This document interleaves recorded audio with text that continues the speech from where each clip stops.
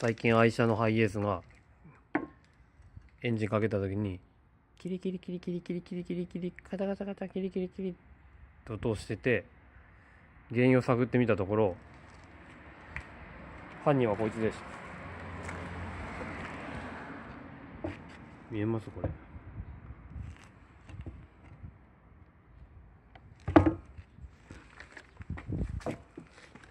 こうしたら見やすい。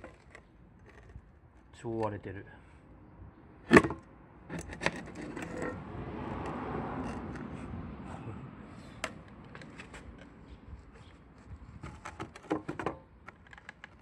もうすぐちぎれそう。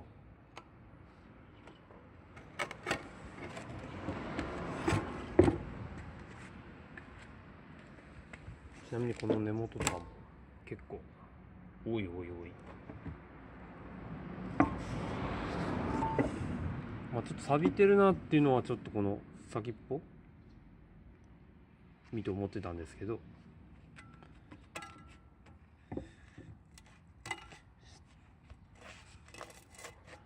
おいおいおいっていう。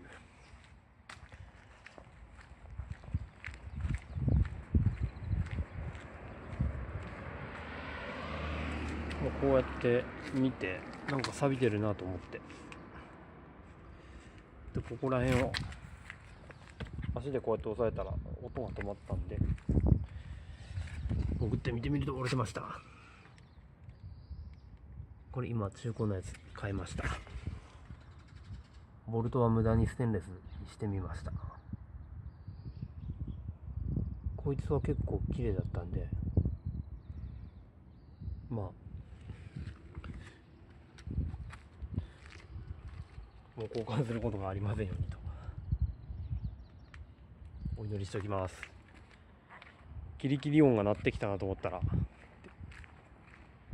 マフラーの点検をしてみてはいかがでしょうか。以上です。